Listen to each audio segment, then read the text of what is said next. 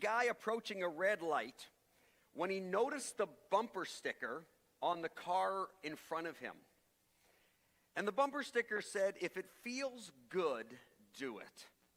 So as he got closer to the car, he stepped on the gas and rammed that guy as hard as he could. Well, the guy in the car in front of him jumped out, opened his door, said, "What was that for?" And he said, "It felt good." We all have certain philosophies of life that we think work until they work against us. Well, no one chooses to live in a time when everyone does what is right in their own eyes. No one chooses to live in a time when everybody just does whatever feels good to them, because that is going to be the consequences of that. And yet, we don't get to choose the time that we're born in. We just have to embrace the time that we're in. And it was a time like this, a time of lawlessness, a time when everybody was just doing whatever they wanted, whatever felt good to them, that the characters in this story that we've been going through lived. Naomi and Ruth. About 3,200 years ago in Palestine, when the book of Judges says there was no king in the land, so everybody did whatever they thought was right, whatever benefited them, whatever was to their advantage. And times like this are particularly hard for the vulnerable, particularly hard for children, particularly hard for women. We see this not only in this story, but we see this all throughout history and even in places in the world today. And Naomi and Ruth embodied all of these attributes. They were foreigners, or at least Ruth was, and they were women. Years earlier, Naomi left Palestine with her husband, had 2 sons because of a famine. And there she left to a land of Moab, where her 2 sons married Moabite foreign women. But in a matter of time, her husband and the husbands of her 2 I got this wrong last time too. Her 2 husbands, who are her 2 husbands. Okay, let me get this straight here.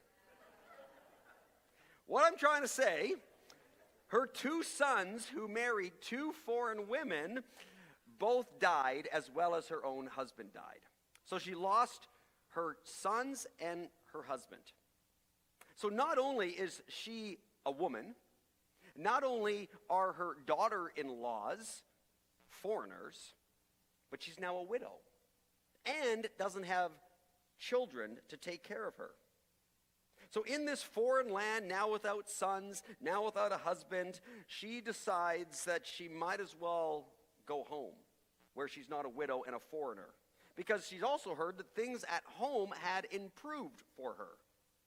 So after urging her daughter-in-laws to stay in their land, to stay where their own people are, and to remarry Moabite men, she decides to head home. But one of her daughter-in-laws, by the name of Ruth, pleads to stay with Naomi. And one of the phrases in the Bible that just exudes so much commitment and devotion, we hear these words from Ruth. She says to Naomi, "Don't ask me to leave you and turn back. Wherever you go, I will go. Wherever you live, I will live. Your people will be my people. Your God will be my God. Wherever you die, I will die, and there I also will be buried. May the Lord punish me severely if I allow anything but death to separate us." This is the commitment of Ruth, this foreigner, daughter-in-law to Naomi, widow, and now willing to travel with her to a land where she knows nobody. I mean, this is particularly when, if she looks at Naomi's life, and Naomi, in her own self-assessment of her life, says that God has caused me to be bitter. God has caused me to lose everything. My sons, my land, my husband. So it's a crazy thing for for Ruth to say to Naomi, I want your God. The God that you say has caused you to lose everything. I want that God to be my God, and I want your people to be my people. So they go back to this land that had once again gone through a famine, and they go back, two widows, wondering what to do. And so after making it back to Palestine, Naomi and Ruth have to figure out how are they going to survive. We talked last week that there were very limited options for women to be able to survive in a society like this. Many of them degrading. The one which they felt was the best option of all of them was to be scavengers, to go into the land of some of the farmers and just try to glean from whatever is left over after the harvest has come in. And so what she does is Naomi says, why don't you look at this farm over here? It seems to be doing well. There seems to be stuff left over. Why don't you glean in that field? Maybe there'll be enough that you can get from that we can survive on. If you can find a field, if you can find a place where somebody in this land of lawlessness, somebody is still maybe adhering to the Mosaic law. Because in the Mosaic law, it says that you are not supposed to go over your fields twice. It was a practice to help the poor and the vulnerable in the community. You were to harvest your fields by going over it once, and whatever you didn't catch in going over it that first time, you were supposed to leave. It was to be then left so that the scavengers, the poor, the vulnerable could now go through the field and be able to glean the leftover. And so Ruth ends up in a field belonging to a man by the name of Boaz. And Boaz appears to be someone not only who was following the Mosaic law, but was generously following the Mosaic law. We see this on a few occasions. First of all, there seems to be several women working in that field, which obviously meant that there was a lot left over, a lot to glean from. Is that because Boaz was a sloppy farmer? Or was it because he was that much more generous in how he only overwent the field? What is with my tongue today? Because the way he went over his field was a way that left so much behind. Also, Boaz extends an extra measure of compassion to Ruth. We saw in last week's chapter that he tells Ruth to stay with the women. He tells the men that are working for him, the farmers in the field, to not touch this woman or in any way be abusive towards her. We also read in the story that he tells these men not only that when they're gleaning to glean lightly, but he says to them purposely leave grain behind. Purposely, accidentally drop some of the grain so that when Ruth comes by, she can pick it up. So we can see that in a time even of lawlessness, there are still people that are faithful to God. In a time when everybody was doing right in their own mind, in their own heart, whatever benefited them, there were still those people like Boaz who said, I'm going to follow the one true God. I'm not only going to follow the law, and this shows a real spirit in Boaz, because Boaz was not a person that following God is about following the law. The law is the minimal you can do. Boaz was understanding the whole principle of it and went well above the letter of the law and said, this is all about generosity, caring for the poor and the vulnerable.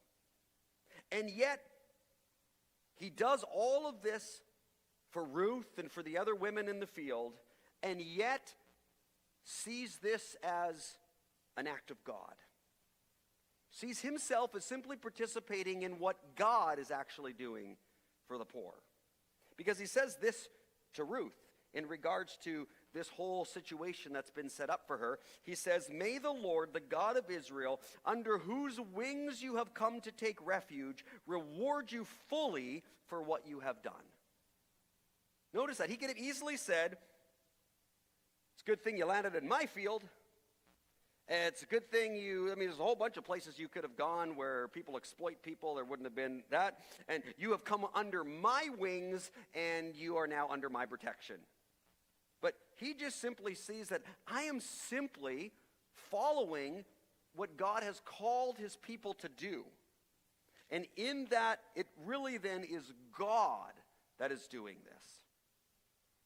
May the Lord, the God of Israel, it's under his wings that you have come to take refuge. And may he reward you fully for what you have done, for your faithfulness to your mother-in-law. And so at this point, seeing that everything is working out really well, Naomi begins to hatch a plan. And this is the mystery in the Bible of God who orchestrates, God who writes the story, God who is sovereign, and yet at the same time, human beings are involved in it all. It's a mystery that people for 2,000 years in church history have debated. The free will and God's sovereignty and how that all works together. Even in this situation with Boaz, this is all God's doing, but it's all God doing it as Boaz is doing this. And so in the same way, this is all God doing this to protect Ruth and to set things up for his grand story. And yet in the midst of it all, Naomi begins to hatch a plan. And she says, "You know what? This Boaz guy is good. He's a good man." And so Naomi goes on the offensive. And even begins to take a risk and trust in this God who, at this point, feels like has only brought her misery. And so she takes a risk of something that could turn the tides. So with the weekend approaching, Boaz is going to cap it off, as he probably usually did, with a good drink, a good meal, a good rest. And knowing all of this, Naomi sets her plan in action and instructs Ruth this way. "Now, do as I tell you." Here's advice from the mother-in-law. "Take a bath. Put on perfume and dress in your nicest clothes. Then go to the threshing floor, but don't let Boaz see you until he has finished eating and drinking. Be sure to notice where he lies down, and then go and uncover his feet and lie down there. He will tell you what to do." This is a fairly seductive and suggestive and quite forward move on the part of the mother-in-law here. I mean, aren't boys supposed to make the first move? Well, it appears here that Naomi is encouraging Ruth to make the first move. Back when I was a youth pastor, I found a book in our church library from 1947 entitled Teenage Etiquette. Now, I thought this was hilarious because I was a youth pastor at the time, and so I thought, what better than a book from 1947 on teenage etiquette to start teaching my teenagers from? I remember one chapter in particular.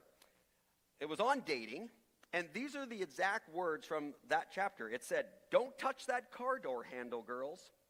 When approaching the car, become delicate. Pretend you don't know how to open the door so that your date will open it for you." I have to admit, my wife never became delicate. And Naomi and Ruth never read this book either, and they did not become delicate. They knew how to open car doors. So Ruth does as Naomi suggests, and when Boaz wakes up, he finds Ruth lying at his feet. It says around midnight, Boaz suddenly woke up and turned over. And as I think any of us guys would be at that time, he was surprised to find a woman lying at his feet. And he said, "Who are you?" It's kind of spooky, kind of creepy, kind of weird, or maybe flattering, I don't know. And then Ruth proposes to him. "I am your servant Ruth," she replied. "Spread the corner of your covering over me, for you are my family redeemer." Again, here we see the duality of God working and working through humans. Boaz said earlier, may God spread his covering over you. May God's wings come over you. May God protect you. And Ruth understands and sees all of that, and in many ways is saying, you are the answer to your own prayer. God's going to spread his covering over me as I'm asking you to do that over me, to protect me, to take me in. Ruth is offering herself to Boaz, and Boaz accepts it as a proposal, as an acceptance to marriage. See, in ancient times, societies didn't do much for the poor. And so what they did is Israel had a unique exception to many of the societies around. When we sometimes read these things in the Bible, they can sound a little barbaric, a little primitive. But what we have to understand is the cultural context in the fact that this was well advanced to what would happen in societies around Israel. Because of Israel's God, there were practices and things in place like don't glean your field more than once so that the poor have something to go over. Those are unique to Israel. Other societies didn't think like that. And so one of the other things that was in Israel's laws and in Israel's practices was a way for Israel to look after the poor. And it was the fact that someone in the family line, if a husband died, was to take over marriage of that woman so that she could be protected, but also, if she didn't have children, to keep her dead husband's line alive, their first offspring, a boy, would actually be considered the offspring of the dead husband. This is what we read in Deuteronomy. A husband's brother should marry his brother's widow and have intercourse with her to fulfill the duties of a brother-in-law. The first son she bears to him will be considered the son of the dead brother, so that his name will not be forgotten in Israel. Again, it sounds strange, but what this was doing was protecting the dead brother's line, as well as protecting the woman from some of the terrible things that could happen to her in a society like this. They didn't have the kind of social services that we simply take for granted. The dead husband's nearest relative, obviously the nearest relative would be a brother, but the nearest relative was called in this situation the family redeemer. Their job was to redeem the family that would be lost to history. And as Boaz was a close relative to Naomi's late husband, this is what Ruth was asking Boaz to be. You're a close relative to my dead husband. So, please, consider this. Be the family redeemer. Protect me. Cover me. And at the same time, preserve his name and his line. What this meant is that when the dead husband's nearest relative took in the widow, the first son, as I said earlier, would belong to the dead husband. So this was quite an asking.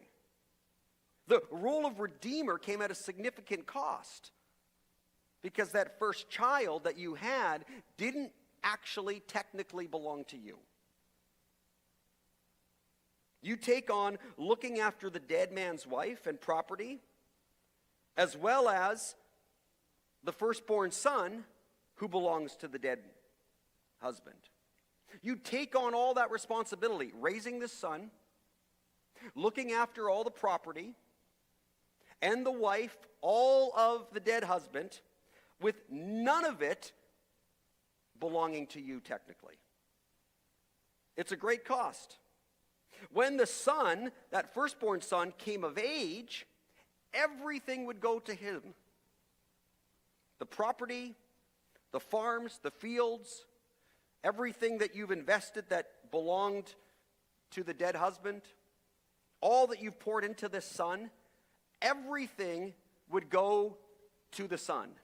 Now, you might say, well, that's not so bad. You want to pass things on to the son. But not only did everything get passed on to that son, but it all got passed on to that son, not in your name, but in the name of the dead husband. You, in many regards, are erased from history. You are giving this all up for someone else. That's the role of the Redeemer. You would not even be associated with it. And so the act of redemption provided and protected and benefited the widow, the property, and the late husband's name. It provided very little benefit for the Redeemer. That is why the law puts the obligation on the closest relative. Because most people would not want to take this on. Even for the closest relative, this was something that was a struggle, which is why they had to make it an obligation. Few would want to invest so much in what they get almost nothing back from. Though the practice of family redeemer is cultural, we see the same principles applied even in the New Testament. That in New Testament times, and this is where in the history of the church, so many of the social programs that we do have now today come from their origins from the Judeo-Christian culture we live in, and from churches and organizations like the one Bill's involved in and so many other. It's out of this type of mentality. That in many ways the church now steps into the role of the Redeemer for the widows and the orphans and the poor and the lost in society. Which is why Paul writes in 1 Timothy, take care of any widow who has no one else to care for her. But if she has children or grandchildren, their first responsibility is to show godliness at home and repay their parents by taking care of them. This is something that pleases God. It always has. Those who won't care for their relatives, especially those of their own household, have denied the true faith. Such people are worse than unbelievers. See, what he says, even in the New Testament, Paul says, is that we are to take care of those in our family that are poor, that are widows, that are orphans. And when there's no one in the family unit that can do that, the church is to step in and play that Redeemer role. We are to take care of people like this, even if it comes at great personal cost. And so, moved with compassion, Boaz promises to take care of Ruth. But there's one closer relative than Boaz. And so Boaz says, I'm willing to do this. Even though I've counted the cost, I understand what this all means. But there is one who's actually a closer relative. And so before we can go through this, we need to at least present all of this to that person and give them the opportunity to take this on. And so Boaz connects with this closest relative and gathers all the town leaders to sort this out legally. And as you can read in chapter 3, after the situation is explained and the family redeemer, the one that's the closer relative than Boaz, calculates the significant cost to him, this is what he says in Ruth chapter 4 as we get into the next chapter. I can't redeem it, the family redeemer replied. Now, he could have, but this is what he says. He understands exactly what I explained earlier. Because this might endanger my own estate. You redeem the land, I can't do it. He realizes that this is a huge cost. This is not a proposal in which I gain. This is a proposal in which there's a significant cost to me, and so I'm out. He taps out, says, you do it. Thus, endangering his estate, Boaz decides to go all in. He buys Naomi's late husband's barren property. Remember that, too. I mean, Naomi left, and Naomi's husband left because there was a famine in the land, and the land in the farm field was barren. They've been gone for 10 years. It's just been left for 10 years. So he's not even buying like a rich piece of land. He's buying a neglected piece of land that people left because of famine. That's what he's getting out of this. So he buys this barren property, destroyed by famine, which will take significant investments to revitalize. And then he's going to marry Ruth and have a son with Ruth who then doesn't belong to him. This son is going to belong to the dead husband. And then when the son comes of age, all of that he has invested into this property to revitalize it is the dead husband's name. And then he's done his duty. And he gets no recognition for it. Then Boaz said to the elders and to the crowd standing there, you are witnesses that today I have bought from Naomi all the property of Elimelech, Kilon, and Mahlon. Boaz redeems Ruth at huge personal loss. And if we don't understand that, we miss so much of this story. If we don't understand that, we miss so much of what's going on with the Redeemer here. If we just think that, no, I mean, the Redeemer's job is the easiest job in the world. I mean, he just triples his portfolio. It's not the way it works. The Redeemer's job is all sacrifice.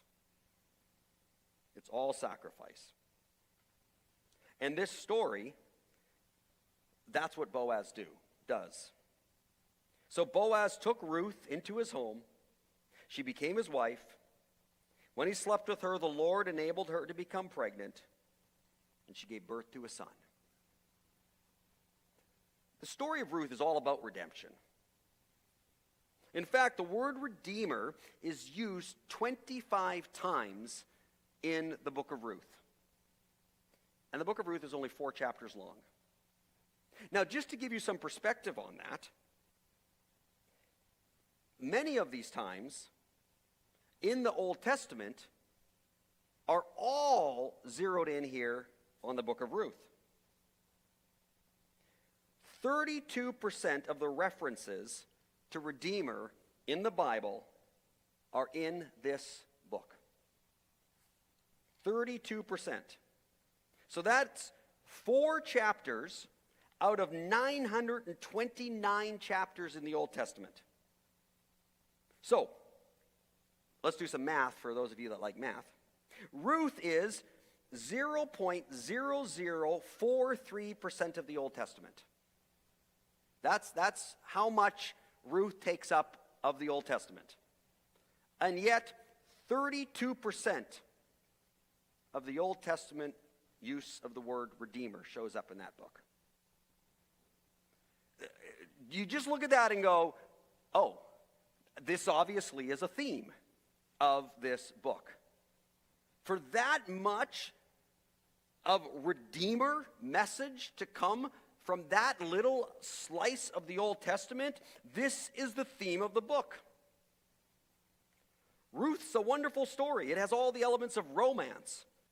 But what is often missed in this story is the cost of redemption. The cost of the Redeemer.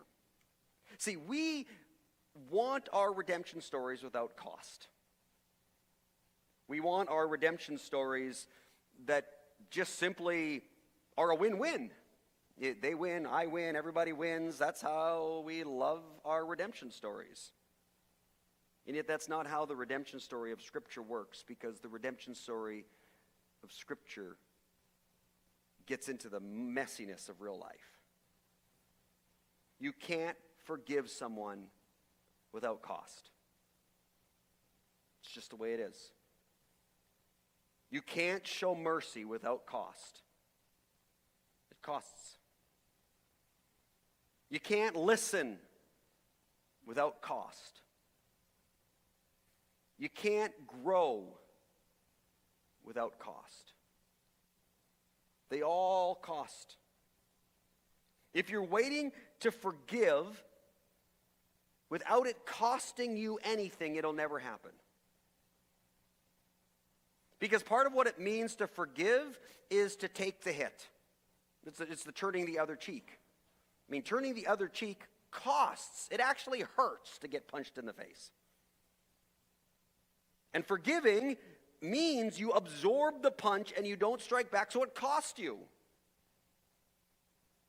Forgiveness means I'm going to take the hit. I'm going to take whatever the situation is by forgiving that person, by releasing that person.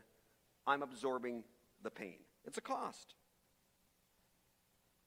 To take the loss, to no longer hold it against the one that hurt you. To redeem means to pay the price. That's a cost. The story of Ruth paves the way for an even bigger story of costly redemption. Then the woman of the town said to Naomi, "Praise the Lord, who has now provided a redeemer for your family. You who came back changing your name to Mara, which means bitter. You who came back saying God has left you with nothing. God has now provided you with a redeemer for your family. And out of this has come a child, and may this child be famous in Israel." And here's something interesting. May this child be famous in Israel. And so they named the child Obed. How many of you have heard of Obed? Doesn't seem like he's very famous, does he? What?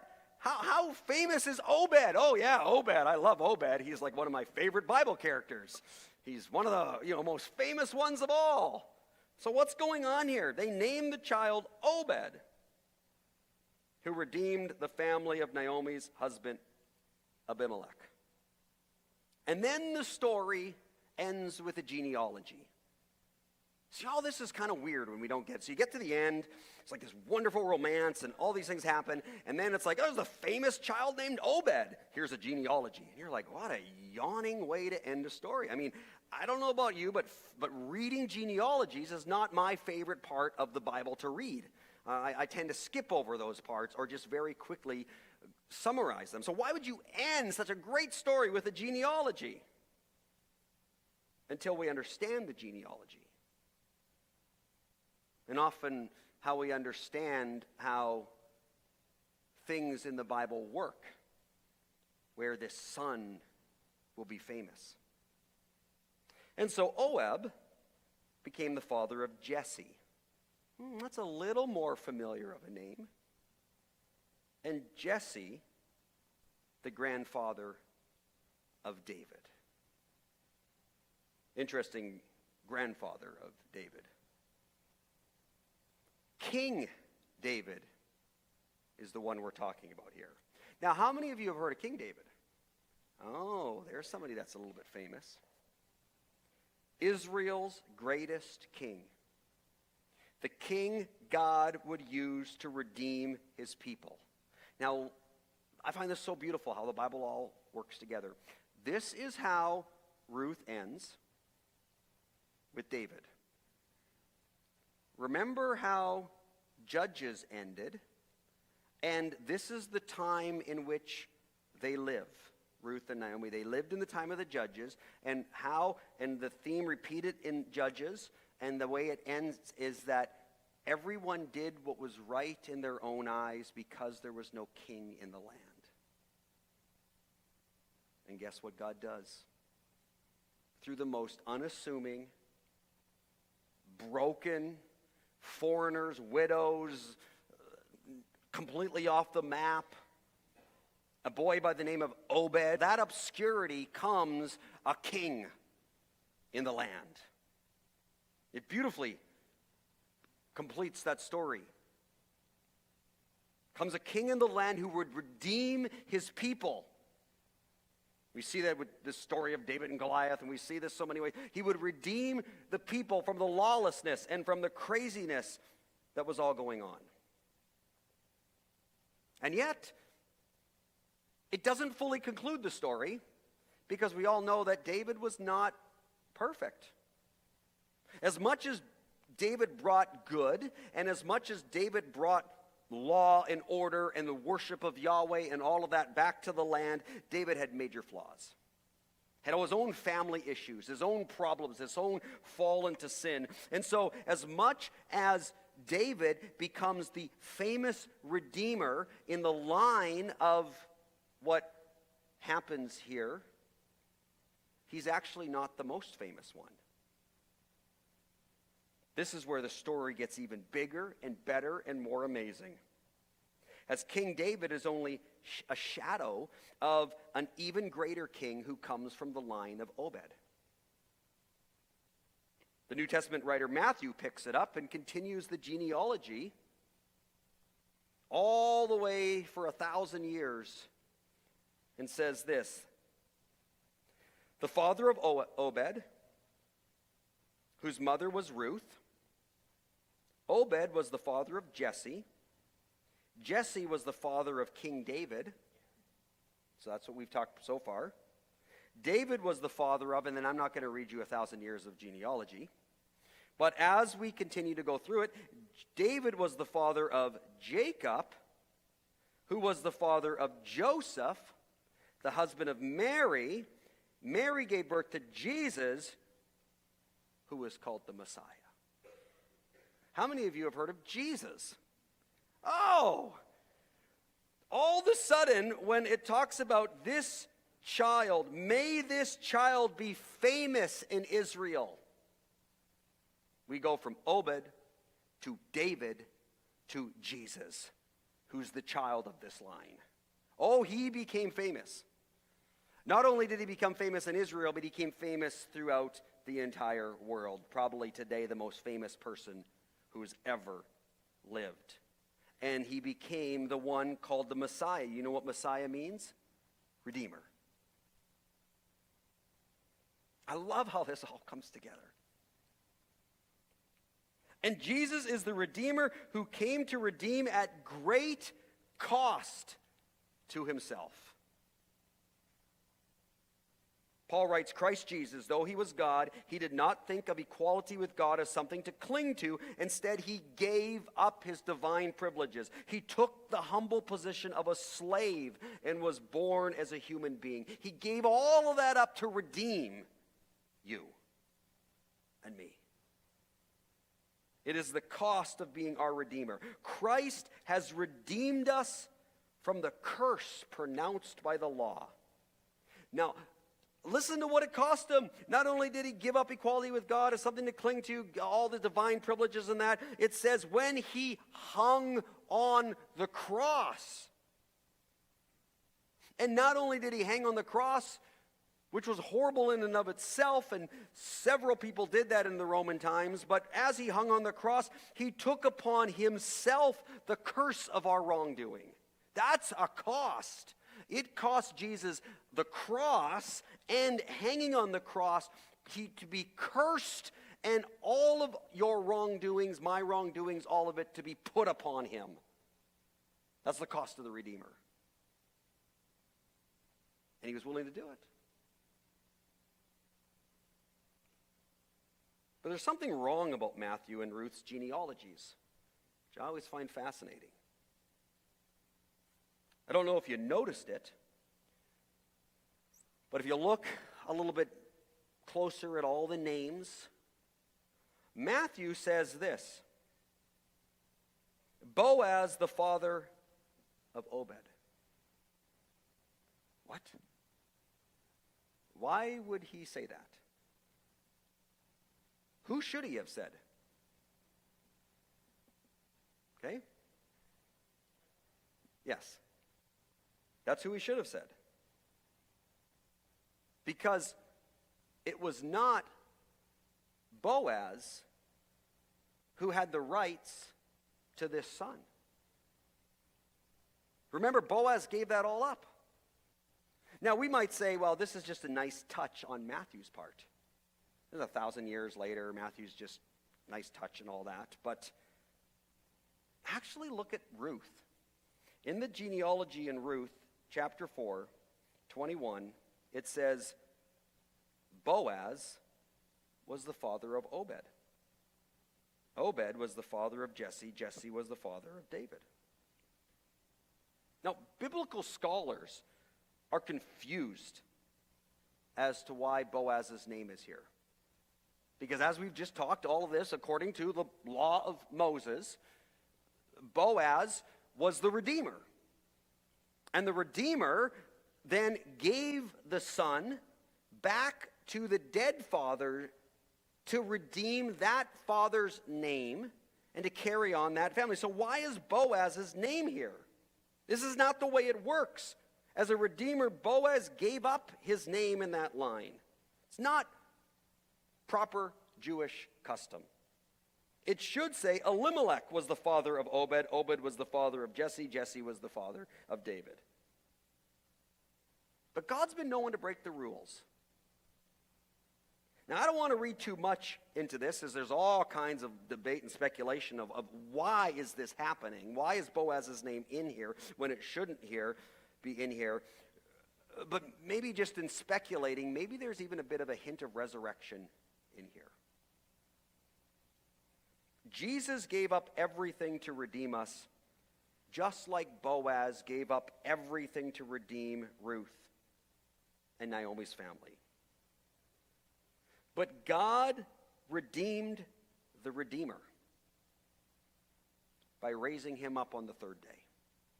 It appeared that Jesus was just going to be another one lost to history, hung on a Roman cross.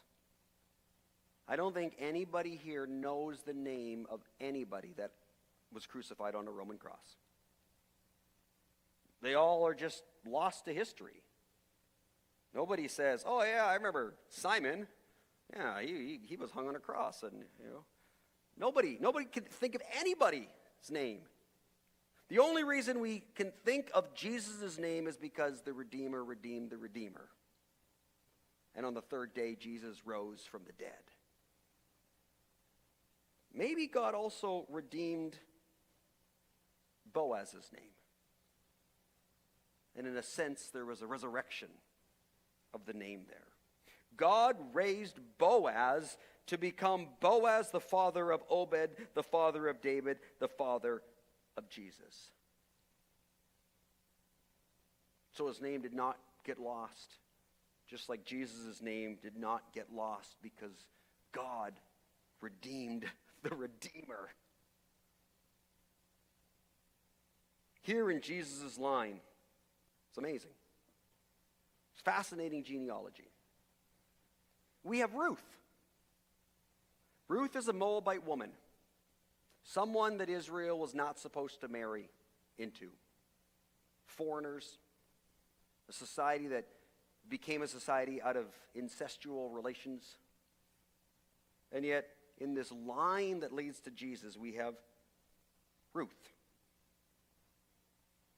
We have a Jewish man by the name of Boaz, whose name doesn't belong in the genealogy. We've got another woman later on, Mary, who everybody thought she had a child out of wedlock and was a virgin. It's this strange genealogy. But through it all, Jesus knits it together, God knits it together, and out of the brokenness, out of the pain, out of the enemies of God, out of the foreigners, out of the widows, out of the dirt, out of the manger, out of the blood, out of the cross, out of all of that, comes the Redeemer. And none of this should surprise us, because this is the way God writes his novel. He brings redemption out of nothing. and he brings redemption out of death. Those two, if we can just continue to wrap our mind around those two, is such an astonishing claim, right from creation on. God makes life out of nothing, and God brings life out of death. That's a God that no one can stop. That's a God who, no matter what our circumstances are, can always bring us hope. Because he's a God who redeems in what seems to be the most unredeemable circumstances.